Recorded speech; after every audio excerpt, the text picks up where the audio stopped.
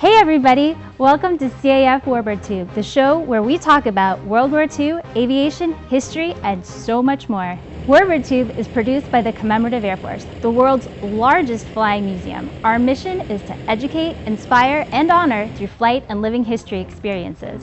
The CAF began the Warbird movement more than 65 years ago, and thanks to the support of individuals like you, we continue to grow strong. We hope you enjoyed this episode, and now our host, Steve Buss. Thanks for watching and keep 'em flying. Good evening, aviation enthusiasts, and welcome to CAF Warbird Tube. Tonight, on episode number 157, we feature a very special interview with a veteran of the Bloody 100th of the U.S. 8th Air Force, B-17 pilot Lucky Luckadoo.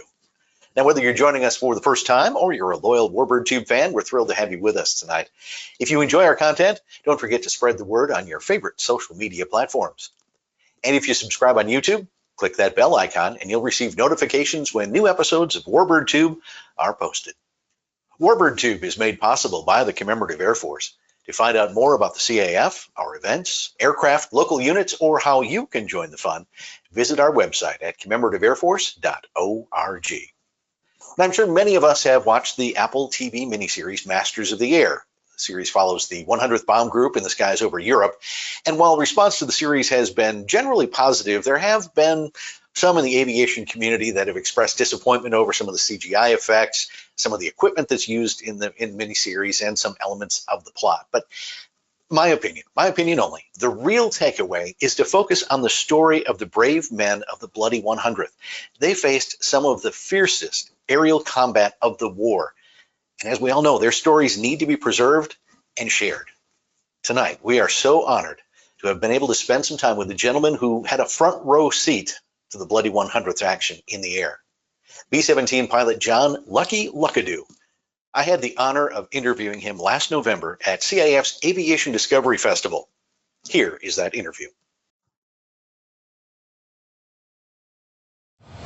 Joining us now on our main stage is John Lucky Luckadoo, and you are lucky, and we are extremely lucky to have you here as well. And thank you. As a return visitor here at Dallas Executive Airport, welcome back. Thank you so much. It's great to be anywhere, but especially here. You just mentioned before that he is 101 years old, 101 and a half, you said. Correct. All right. And still going strong, and that is great. And Lucky was a B-17 pilot during World War II. We'll talk about some of his stories, but you also have a book that is for sale here as well, right? I do, called Damn Lucky, because bottom line, that is really what it amounts to. Yeah. If you're just fortunate enough and have a guardian angel on your shoulder to survive, then you're damn lucky. There we go. Let's go back to 1941, December 7th, 1941. Where were you when you heard about what was happening at Pearl Harbor? Well, actually, that was a Sunday afternoon. I was in Chattanooga, Tennessee, where I grew up, and I was in the process of driving some of the neighborhood kids around. We were just joyriding on a Sunday afternoon and listening to the radio. The news came in that Pearl Harbor had been attacked. None of us knew where Pearl Harbor was or exactly what the implications of it were, except I was at an age, I was 18, 19 years old, and I realized that I was a prime candidate for service, so I would be called up. And previous to that, my best friend and I, when we graduated from high school and had entered college, wanted to learn to fly, and we decided that it was only a matter of time before America became involved in the war that was then raging in Europe. So we figured the cool thing to do would be to go to Canada and get our training at the Royal Canadian Air Force And then once America became involved, we could transfer to the U.S. Air Corps, which it was known as then. But because we were underage, it required parental consent. And my dad thought it was the most foolish thing he had ever heard of, so he would not agree. But my best friend, his family, or his mother, he was an only child. His dad had been mustard gas in the First World War and died a horrible death, and he never knew him, but she agreed that if he thought it was the best thing for him to do, that he could go. And so he did, but I didn't. Mm-hmm. And then when did you actually enlist? Well, right after Pearl Harbor. It was the patriotic thing for us to do. As I mentioned, I was in college at the time, and my fraternity brothers and I all marched down and signed up, because if you did volunteer, you could select the service that you wanted to enter. And wanting to fly, I immediately enlisted as an aviation cadet. Where were you first stationed, and what aircraft did you start learning? I was first stationed in pre-flight at Montgomery Field in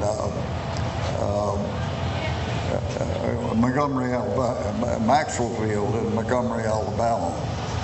And from there, went to primary training on PT-17s, the Stearman, in Avon Park, Florida.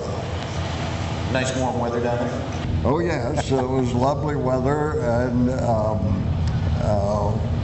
it was a great place to train. That was in the summertime, however, so it was warm everywhere. But from there, I went to up in Sumter, South Carolina, and ultimately ended up in Valdosta, Georgia, where I graduated in class 43B, okay, meaning the second month of the year in 43, and was immediately assigned to a B-17 outfit right out of flying school, where they took all of the co-pilots and pulled them out of their crews and replaced them with us, who'd never been in a B-17. Yeah. And they were just about to be shipped overseas, okay. So we had to learn on the job. So when you went overseas, you were still pretty green in the B-17? Brand spanking new. And some of the crews rather resented that, because they had been all through pre-combat training, which took about 90 days with a crew, of course, a 10-man crew on a B-17, you've got to learn to rely upon each member of the crew.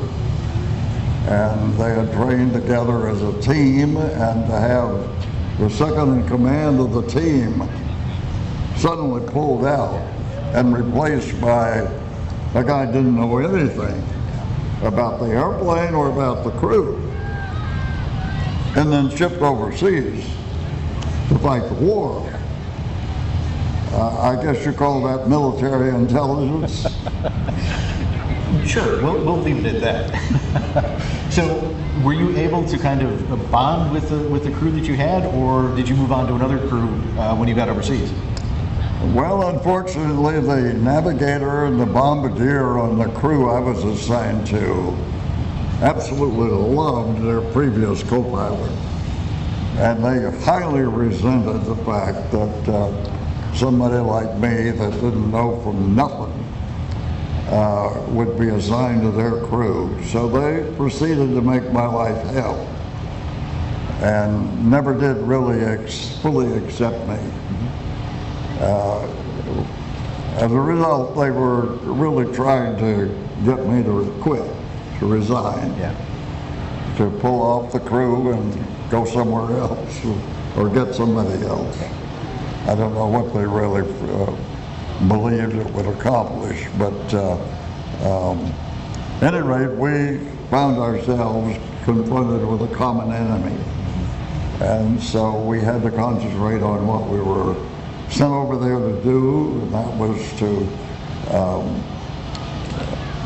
fight the war against a very formidable and experienced German Air Force. And so we were scared spitless. We didn't know what we were confronted with. And it was really horrific because there wasn't anyone around that had experience with them.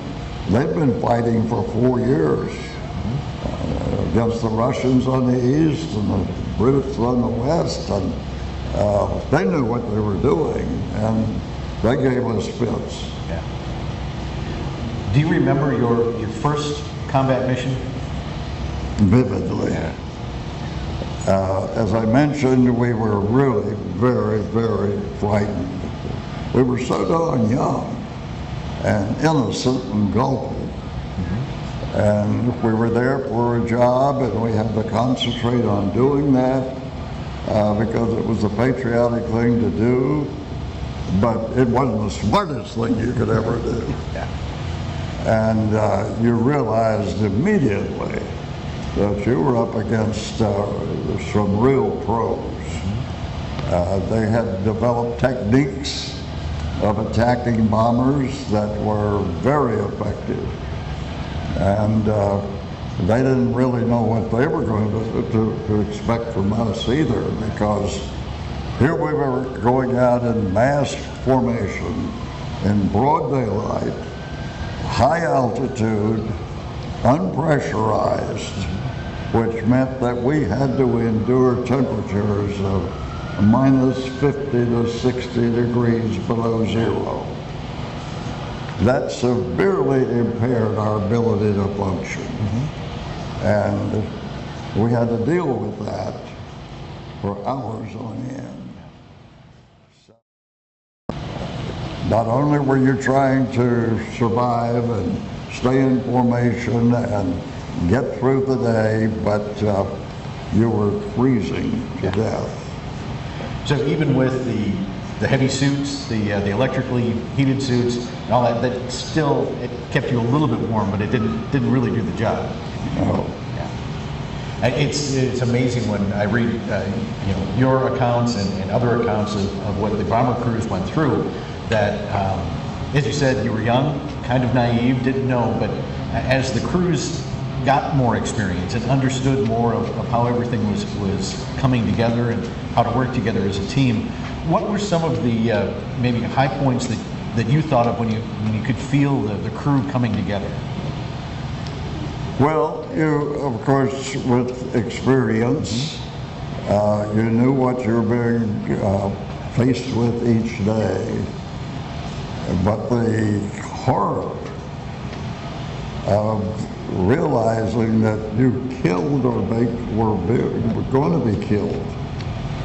As a matter of fact, before we shipped out overseas, the commander of the group called us together and said, look to your right and look to your left. Only one of you is going to come home. So you're going to be killed. You might as well accept it. You're here to do a job. Put the bombs on the target and bring Hitler to his knees. And that's the way we went to war. And very stark reality, especially in the early days of long-range bombing, because you had no fighter escorts. So all you had was your group of B-17s in formation with trying to defend against the enemy fighters. Exactly. We didn't have any fighters that had the range. Right. The British furnished us some Hurricane and Spitfire escort to the enemy coast, and then they were out of fuel. so they had to return. That meant the minute we crossed the coast, we were over enemy territory, and we were naked. And talking with Luckadoo, in his book, Damn Lucky, which is true, you were with the 100th Bomb Group, also known as the Bloody 100th. Many, many casualties sustained by that group during your time in overseas. We didn't end up during the full course of the 2 years that we served in being the group with the greatest number of losses. But when we lost big. And I've just been in England a couple of weeks ago, back to my old air base, and to commemorate the 80th anniversary of my 22nd mission, which was October the 8th of 1943, and was my worst mission. I didn't think I was coming home. So you were horrified, and things happened in such chaotic fashion, with anti-aircraft fire coming up from the ground, fighters coming in and attacking you from all directions. And everything was happening in very, very short order, so you were so concentrated on trying to stay in formation and survive that you suddenly realize that you were perspiring profusely, even in those temperatures. And that temperature froze your perspiration and created blockage in your flow of oxygen, and you couldn't live above 10,000 feet without oxygen. And so you were breaking up ice crystals with one hand and flying the airplane with the other.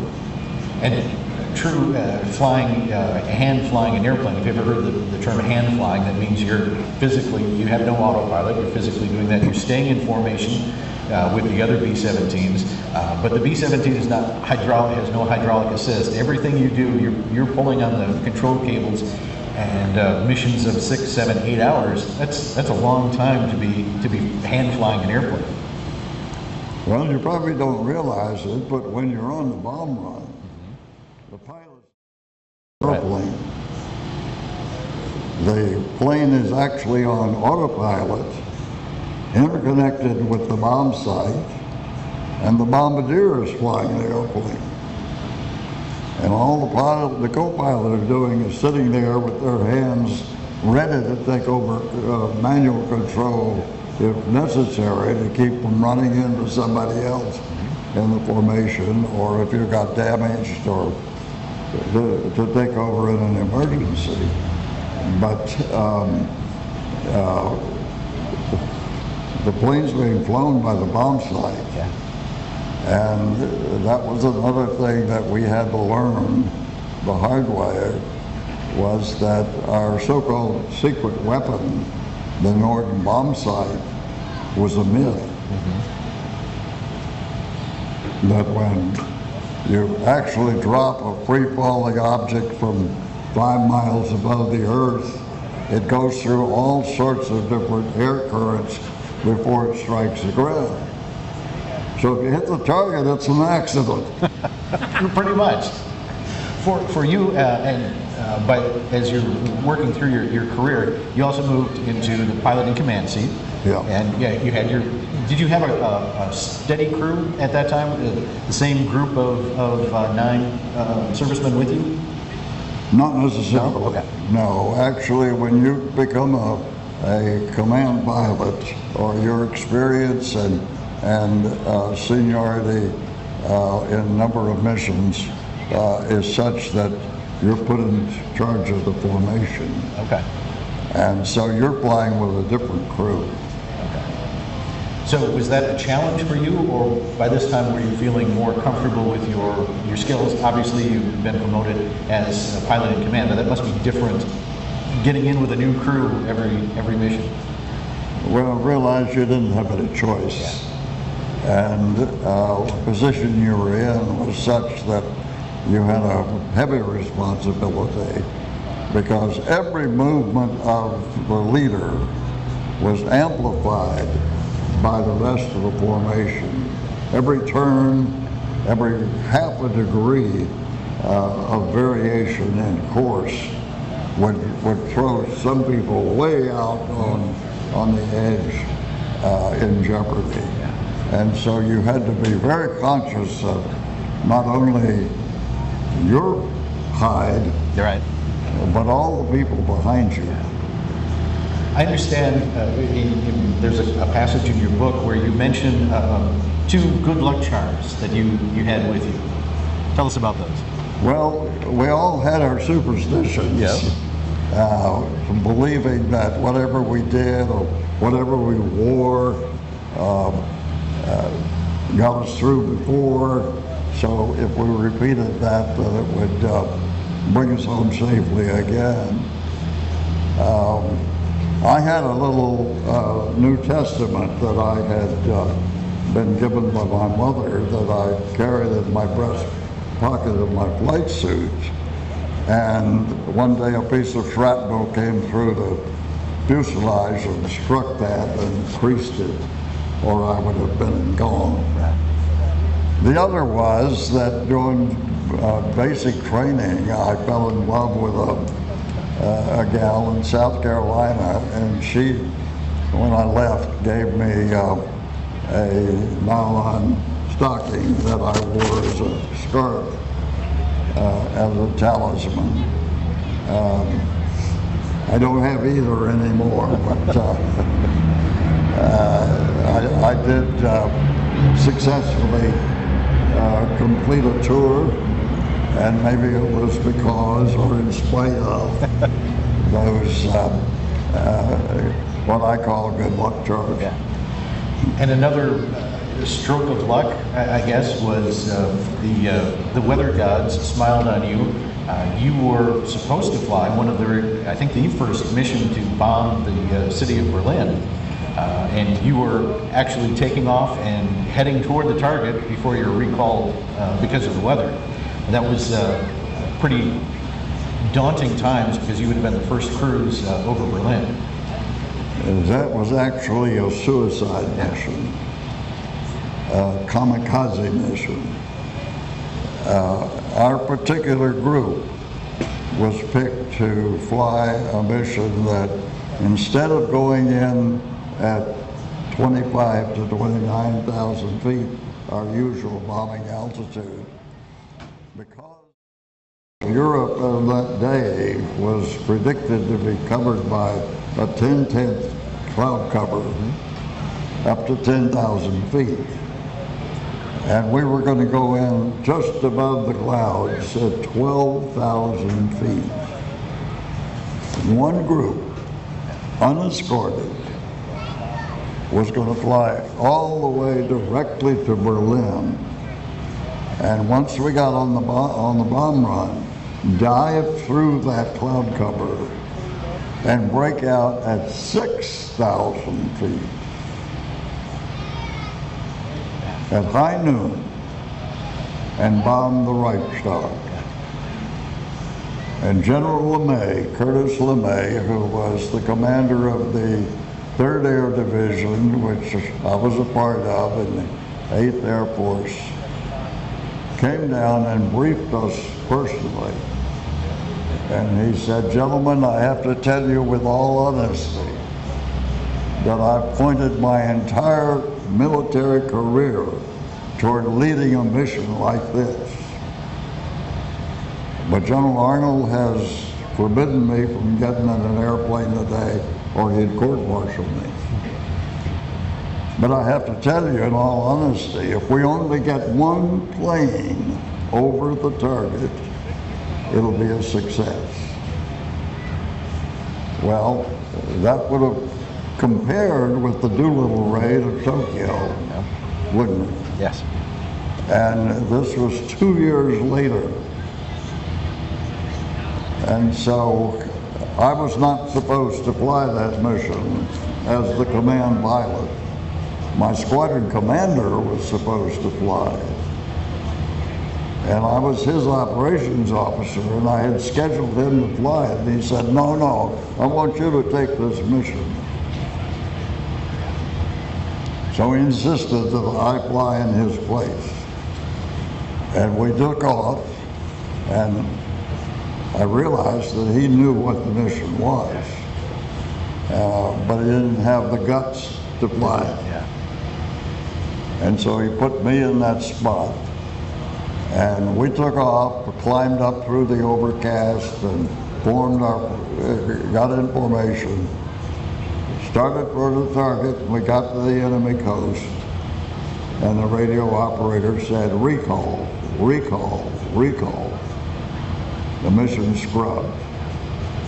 And so we turned around and came back and landed, and I hit the ground running up to the group operations officer, and I said, you were in the briefing, you knew what this mission was, and I can't serve under this guy because I don't have any respect for him.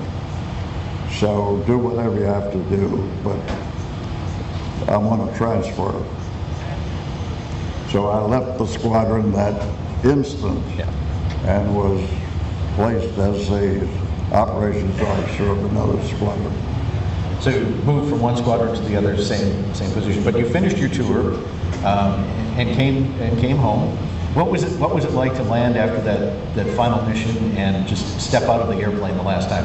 Did you just, when you landed, stopped, engine stopped, did you jump out right away, or did you take a minute and just think about what had happened?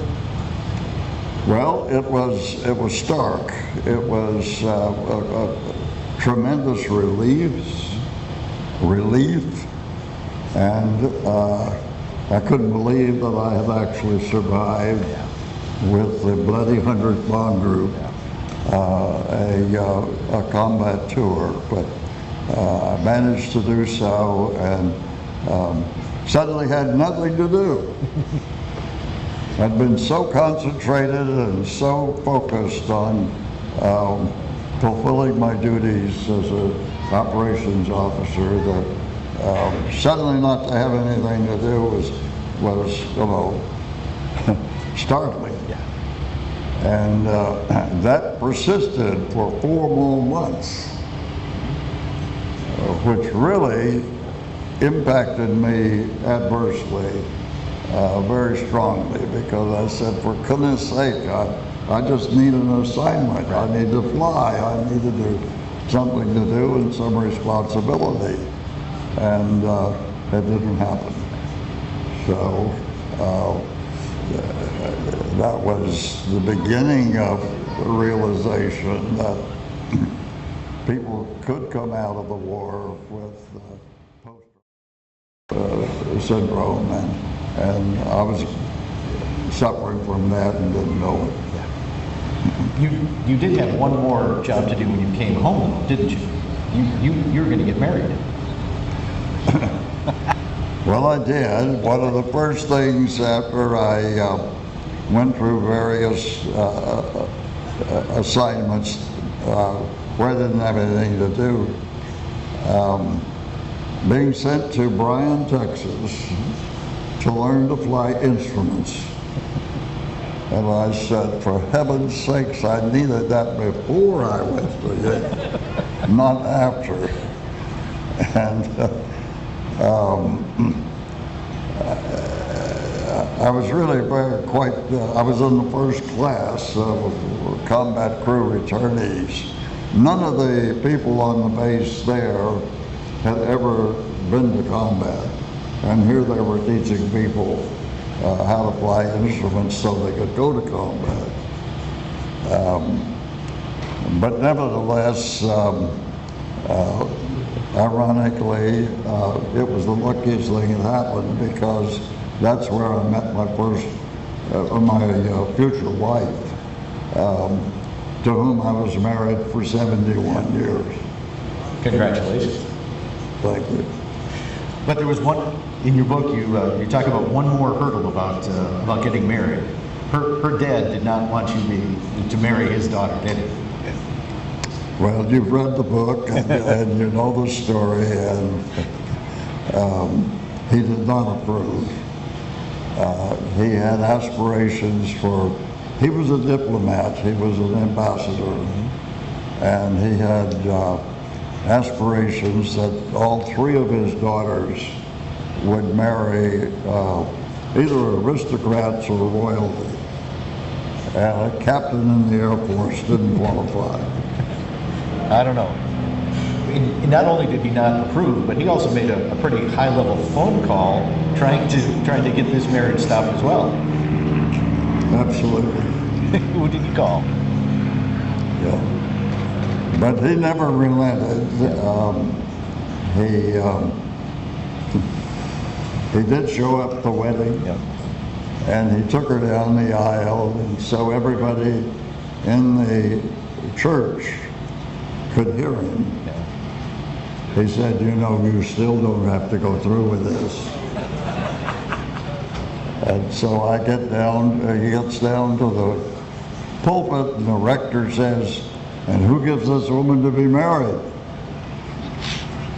And who gives this woman to be married? And he doesn't open his mouth. So his foster mother gets up out of her pew and grabs him by the coattails like an 8-year-old, sits him down, and we go on with the ceremony. And then happily married for 71 years.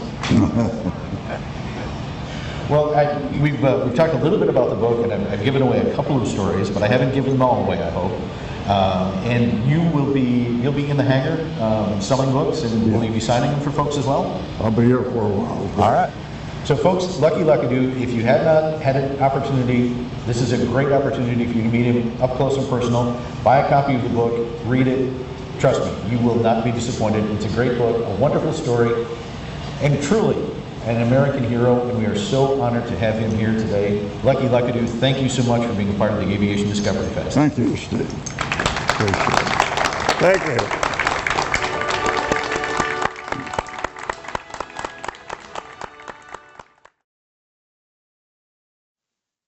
That was one of the most memorable interviews I've done in my several years of interviewing veterans of World War II and beyond. Lucky is a gentleman through and through. Amazingly, shortly after we recorded that interview at the Aviation Discovery Fest, he walked into the Agatha hangar to see some of the displays there. And there was a number of ladies from the Dallas Vintage Society, you may remember them from a past webinar, who were there showing off their Homefront exhibit. And he spent time talking to them and reminding them how important it was for them to tell their story, and actually encouraging them to continue doing what they were doing. And here's a man who was with the Bloody 100th telling these young ladies how much he appreciates what they're doing to help keep the memories of World War II alive. Now, if you'd like to know more about Lucky's life from Pearl Harbor until he returned to the States after his tour, check out the book, Damn Lucky, One Man's Courage During the Bloodiest Military Campaign in Aviation History. The book is written by New York Times bestselling author Kevin Maurer. It's available at bookstores and online retailers. I highly recommend it, and I think you'll come away with an appreciation for the courage of the men like Lucky who served in the Bloody 100th. Thank you for joining us tonight. If you have any thoughts on tonight's episode or ideas for future topics, please feel free to drop us a note at media@cafhq.org. And if you like what you saw, please share it across your social media platforms. And remember, when you're subscribing on YouTube, click the bell icon and you'll get notifications when our next episodes are posted. Until next time, I'm Steve Buss, wishing you blue skies and tailwinds. Have a great night.